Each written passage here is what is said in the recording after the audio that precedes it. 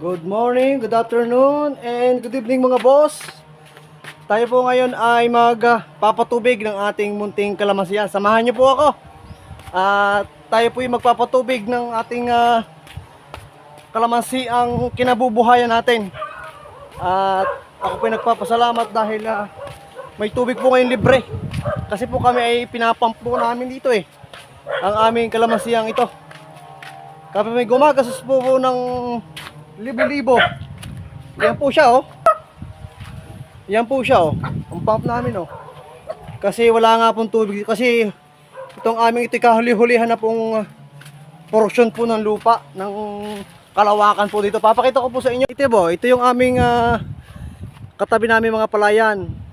Pamuhat po doon hanggang din sa aming are na kalamansian. Kami na pong kahuli-hulihang portion ng lupa. Kaya po ang tubig ay talagang wala na po kasi ilang salak po yun, mga 5 o 6 panghuli na po kami, kaya po wala kaming tubig. Ngayon po ay nagpapasalamat ako at ang mga may-ari po ng mga katubiganang ito ay umihi sabay-sabay. Kaya po ngayon kaya po ngayon tayo ay magpapatubig ng libre. Diba? Ito po yung aking pinapatubig na kalamansian. Ito siya